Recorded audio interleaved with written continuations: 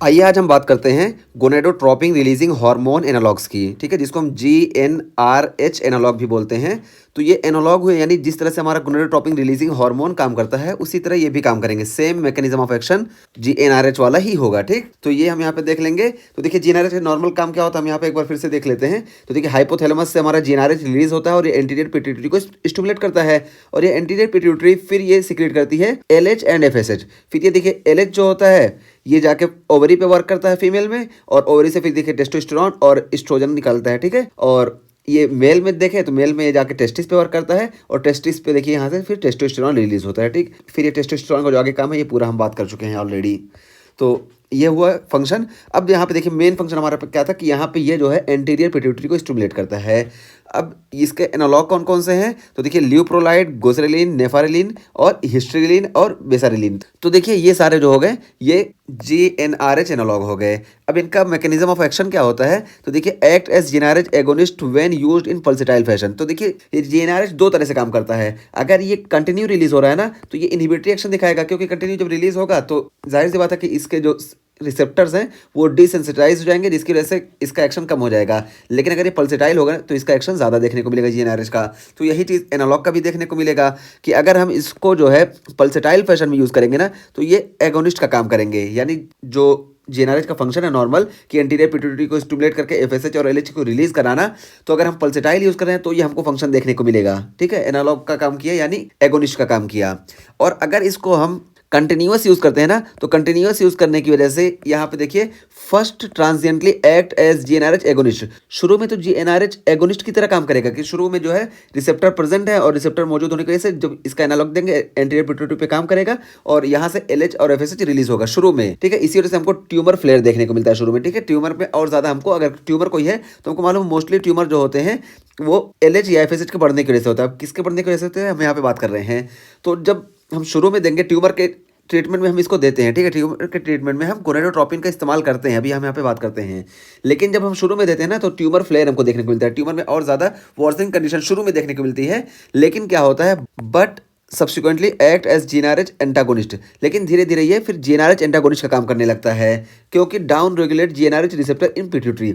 क्योंकि जब हम कंटिन्यू देंगे ना, अब देखिए कंटिन्यू देंगे तो यहाँ पे जो रिसेप्टर प्रेजेंट थे ये डिसेंसिटाइज हो जाएंगे, डाउन रेगुलेट हो जाएंगे, जिसकी वजह से अब यहाँ पे ये ज़्यादा प्रेजेंट है उससे भी कोई मतलब नहीं है। अब यहाँ से LH और FSH का सिक्रेशन कम हो जाएगा। इसी वजह से जब इसको हम कंटिन्यू देते हैं तो ये जो होता है एंटागोनिस्ट का काम करता है। तो यही यहाँ पे बताया गया कि अगर हम पल्सेटाइल देंगे तो एगोनिस्ट का काम करेगा, और अगर हम कंटिन्यू देंगे तो ये एंटागोनिस्ट का काम करेगा। ठीक है, और एंटागोनिस्ट का काम क्यों करेगा, क्योंकि GnRH के रिसेप्टर को ये डाउन रेगुलेट कर देता है, जिसकी वजह से FSH और LH कम हो जाते हैं। अब जब FSH और LH कम हुए तो जाहिर सी बात है FSH कम हुआ या LH कम हुआ तो देखिए फीमेल में एस्ट्रोजन के कंसंट्रेशन कम हो जाएगा और मेल में टेस्टोस्टेरोन का कंसंट्रेशन कम हो जाएगा। यहाँ पे देखिए टेस्टोस्टेरोन यहाँ पे भी कम होगा, लेकिन जो है फीमेल में मेनली एस्ट्रोजन होता है तो इस वजह से मेनली एस्ट्रोजन कम होगा, और फीमेल में मेनली एस्ट्रोजन होता है इस वजह से मेनली एस्ट्रोजन बताया गया, और मेल में मेनली टेस्टोस्टेरोन होता है तो टेस्टोस्टेरोन मेल में कम हो जाएगा। तो ये हो गया हमारा मैकेनिज्म ऑफ एक्शन। अब उसके बाद can be used in लिeu of GnRH। तो देखिए यहाँ पे याद करने का तरीका बताया गया। लिeu मीन्स होता है इंस्टेड ऑफ, ठीक है, यानी इसके बदले में। तो GnRH के बदले में हम इनको ल्यूप्रोलाइड, गोसरेलिन, नेफरेलिन और हिस्ट्रेलिन को यूज कर सकते हैं। तो लिeu से हम याद रखें कि ल्यूप्रोलाइड ये GnRH के बदले यानी GnRH का एनालॉग है। अब क्लिनिकल यूज क्या है यहाँ पे बात करते हैं, यही इसका यूज है। तो देखिए यूट्राइन फाइब्राइड्स, एंडोमेट्रोसिस। ठीक है, तो ये दोनों एंडोमेट्रियोसिस और यूट्राइन फाइब्राइड ये दोनों देखिए हाइपर एस्ट्रोजेनिक कंडीशन है। ठीक है, एस्ट्रोजन ज़्यादा होने की वजह से हमको यूट्राइन फाइब्राइड देखने को मिलता है, और एंडोमेट्रियोसिस भी इसी वजह से देखने को मिलता है, क्योंकि जब ज़्यादा FSH प्रेजेंट होता है ना तो ज़्यादा FSH ये जो होता है ये स्टिमुलेट करता है ग्रोथ को, और ज़्यादा प्रोजेस्टेरॉन प्रेजेंट होता है ये जो है इसको सपोर्ट करता है। ठीक है, तो एंडोमेट्रियोसिस हमको इसी वजह से देखने को मिलती है। तो पता चला कि ये दोनों जो है हाइपर एस्ट्रोजेनिक कंडीशन है। यूट्राइन फाइब्राइड्स और यूट्राइन मेट्रियोसिस दोनों हाइपर एस्ट्रोजेनिक कंडीशन, इस वजह से ये बहुत हेल्पफुल होगा क्योंकि इसमें एस्ट्रोजन का कंसंट्रेशन कम हो जाएगा। इसी तरीके से प्रिकॉसिस प्यूबर्टी है, तो प्रिकॉसिस प्यूबर्टी जब होगी तो प्रिकॉसिस प्यूबर्टी भी FSH की वजह से होती है। ठीक है, FSH ही प्रिकॉसिस प्यूबर्टी कॉज कराता है, तो इसमें FSH कम हो जा रहा है, इस वजह से हमको प्रिकॉसिस प्यूबर्टी में भी बहुत यूजफुल इफेक्ट देखने को मिलता है। और प्रोस्टेट कैंसर, तो प्रोस्टेट कैंसर ये देखिए टेस्टोस्टेरोन डिपेंडेंट होता है, ठीक है। प्रोस्टेट कैंसर टेस्टोस्टेरोन डिपेंडेंट होता है, इस वजह से इसमें भी ये हेल्पफुल होता है क्योंकि टेस्टोस्टेरोन ये मेल में कम हो जाएगा। और इनफर्टिलिटी में भी हेल्पफुल है। इनफर्टिलिटी में देखिए यहाँ पे देखिए दो तरीके से होता है। इनफर्टिलिटी के दो कॉज हो सकते हैं, हो सकता है कि ओवुलेशन ही ना हो रही हो और हो सकता है प्री मेच्योर ओवुलेशन हो रही है, ठीक है। तो प्री मेच्योर ओवुलेशन होगी तब भी फॉलिकल अच्छे से नहीं ग्रोथ कर पाएंगे और ओवुलेशन होगी ही नहीं तो फिर फॉलिकल आएंगे ही नहीं, बात ये हुई, ठीक है। तो दोनों हो सकता है। तो देखिए अगर एन ओवुलेशन हमको देखने को मिल रहा है, एन ओवुलेशन के कॉज क्या हो सकते हैं कि यहाँ से एफएसएच रिलीज ही नहीं हो रहा है। एफएसएच जब रिलीज ही नहीं होगा तो एफएसएच आएगा ही नहीं एंटीरियर पिट्यूटरी से, तो इसी वजह से हमको एन एवोलेटरी कंडीशन देखने को मिलती है। और प्रीमेच्योर कंडीशन क्यों देखने को मिलती है कि यहाँ से हो सकता है एफएसएच जल्दी सीक्रेट हो जा रहा हो, एलएच और एफएसएच का बैलेंस बराबर ना हो जीएनआर के होने की वजह से। तो दोनों में काम करता है। इसमें कैसे काम करेगा, इसमें हम जब पल्सेटाइल देंगे ना तो ये एंटीरियर पिट्यूटरी को स्टिमुलेट करेगा जिसकी वजह से एफएसएच सीक्रेट होगा, इसकी वजह से हमको ओवुलेशन देखने को मिलेगा। इस वजह से एन ओवुलेटरी इनफर्टिलिटी में पल्सेटाइल देने पे काम करेगा। और जबकि प्रीमेच्योर ओवुलेशन अगर हो रहा है ना तो यहाँ पे हम कंटिन्यूअस जीएनआरएच एनालॉग देंगे, और कंटिन्यूअस जीएनआरएच एनालॉग देंगे ना तो यहाँ से ये जो है इसको इनहिबिट कर देगा। इसको जब इनहिबिट कर देगा तो ये दोनों रिलीज नहीं होंगे, और जब ये दोनों रिलीज नहीं होंगे तो हमको ओवुलेशन नहीं देखने को मिलेगा। और जब हमको डिजायर होगा कि हाँ जो फॉलिकल है ये प्रॉपर ग्रोथ कर गए हैं, फॉलिकल डेवलप हो गया है, तो हम एफएसएच एक्सोजीनियसली दे देंगे जिसकी वजह से हमको प्रॉपर ओवुलेशन देखने को मिलेगा जो कि मेच्योर फॉलिकल का ओवुलेशन होगा। तो इस तरीके से इनफर्टिलिटी में भी हेल्पफुल है। और यहाँ पे देखिए याद करने का तरीका बताया गया कि पल्सेटाइल फॉर प्रेगनेंसी, ठीक है। तो यहाँ पे देखिए पल्सेटाइल फॉर प्रेगनेंसी, प्रेगनेंसी में पल्सेटाइल देते हैं, ठीक है, यानी प्रेगनेंसी कंसीव करने के लिए, क्योंकि मोस्टली एन ओवुलेटरी इनफर्टिलिटी हमको देखने को मिलती है, इस वजह से यहाँ पे बता दिया गया। और कंटिन्यूस फॉर कैंसर, तो कैंसर को ट्रीट करने के लिए हम कंटिन्यूस देते हैं, जैसे देखिए एंडोमेट्रियोसिस है, फाइब्रॉइड है और प्रोस्टेट कैंसर है, सब ये जो है हमारी कैंसरस कंडीशन है और इसमें हम कंटिन्यूस देते हैं। तो देखिए पी से पल्सेटाइल, पी से प्रेगनेंसी और सी से कंटिन्यूस और सी से कैंसर, इस तरह हम याद कर रखेंगे। और एडवर्स इफेक्ट की बात करें तो देखिए हाइपोगोनेडिज्म हमको देखने को मिलेगा। हाइपोगोनेडिज्म क्यों देखने को मिलेगा, क्योंकि एफएसएच कम हो जाएगा, क्योंकि ये दोनों जो है गोनेड पे ही वर्क करते हैं, और जब गोनेड को कोई स्टिमुलेट करने वाला ही नहीं रहेगा तो गोनेड जो है अपने आप कम हो जाएगा, इसकी वजह से हमको भी कम देखने को मिलेगा, ठीक है। इस वजह से हमको हाइपोगोनेडिज्म देखने को मिलेगा।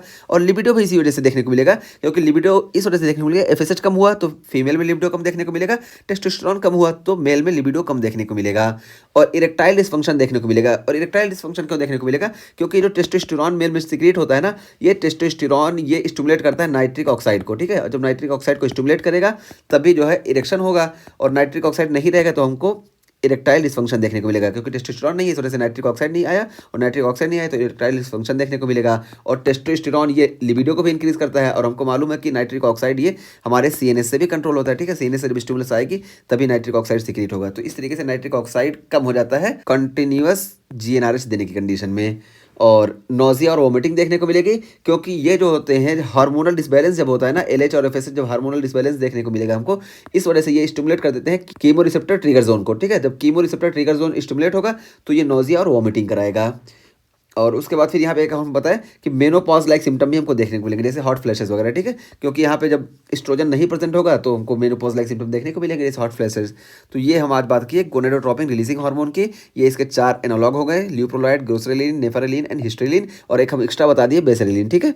ये हुए, और इसको 2 तरीके से हम यूज़ कर सकते हैं। पल्सेटाइल यूज़ करेंगे तो ये जीएनआरएच के एगोनिस्ट का काम करेगा, और अगर हम कंटिन्यूअस यूज़ करेंगे तो ये जीएनआरएच के एंटागोनिस्ट का काम करेगा। और पल्सेटाइल का मोस्टली हम यूज़ करते हैं प्रेगनेंसी को कंसीव करने के लिए, यानी प्रेगनेंसी लेने के लिए, और कंटिन्यूअस का यूज़ करते हैं कैंसर को ट्रीट करने के लिए, ठीक है। अगर प्रेगनेंसी की प्रॉब्लम है तो पल्सेटाइल मोस्टली यूज़ करेंगे, और कैंसर की प्रॉब्लम है तो हम कंटिन्यूअस यूज़ करेंगे। सी से हम याद रखेंगे। बस यहाँ पे है कि अगर इनफर्टिलिटी प्री मेच्योर ओवुलेशन की वजह से हो रही है तो हम जो है कंटिन्यू एनालॉग यूज़ कर लेंगे। और एडवर्स इफेक्ट की बात की तो ये सारे एडवर्स इफेक्ट हो गए, hypogonadism, decrease libido, erectile dysfunction, nausea and vomiting and menopause like symptoms. इसके मैकेनिज्म हम अच्छे से बता दिए। अब यहाँ पे देखिए एक एक्स्ट्रा हम लेके चल रहे हैं, तो देखिए डीजारेलिक्सिन। तो डीजारेलिक्सिन देखिए क्या होता है, डीजारेलिक्सिन सेम यही मैकेनिज्म होता है, जीएनआरएच एंटागोनिस्ट होता है, यानी जीएनआरएच के रिसेप्टर को यहाँ पे ब्लॉक कर देगा एंटीरियर पिट्यूटरी पे, इस वजह से ये दोनों सीक्रेट नहीं होंगे। बाकी आगे का मैकेनिज्म सेम है। ये जीएनआरएच क्या कर रहा था, जीएनआरएच इसको डिसेंसिटाइज कर दे रहा था या डाउन रेगुलेट कर दे रहा था, लेकिन ये जो होगा ये इसको ब्लॉक कर देगा। जब ब्लॉक कर देगा तो इस वजह से फिर ये दोनों रुक जाएंगे। अब यहाँ पे एक फायदा क्या होता है, नो स्टार्टअप फ्लेयर। तो यहाँ पे देखिए स्टार्टअप फ्लेयर देखने को मिला था शुरू में, जो है ट्यूमर फ्लेयर हमको देखने को मिला था, ठीक है, क्योंकि शुरू में हमारा जब इसको हम कंटिन्यू दे रहे थे तो शुरू में हमको एफएसएच और एलएच ज़्यादा देखने को मिल रहा था, जबकि हम जब एंटागोनिस्ट यूज करेंगे ना डिजारेलिक्स, तो यहाँ पे क्या होगा, स्टार्टअप फ्लेयर नहीं देखने को मिलेगा। जैसे ही हम यूज करना शुरू करेंगे वैसे ही हमको एफएसएच और एलएच का लेवल डिक्रीज देखने को मिलेगा। तो इसका क्लिनिकल यूज क्या है, इसको हम प्रोस्टेट कैंसर में यूज करते हैं। और एडवर्स इफेक्ट की बात करें तो ये हॉट फ्लैशेस, देखिए हॉट फ्लैशेस कॉज करेगा क्योंकि ये एस्ट्रोजन को कम कर देता है, और लिवर टॉक्सिसिटी भी ये कॉज करेगा। तो ये हमारा गोनेडोट्रोपिन रिलीजिंग हार्मोन एनालॉग्स की बात की, साथ साथ हम एंटागोनिस्ट की भी बात कर लिए, जीएनआरएच एंटागोनिस्ट की। ठीक, तो ये हो गया। अब आगे हम बात करेंगे इथाइनिल एस्ट्राडियोल की।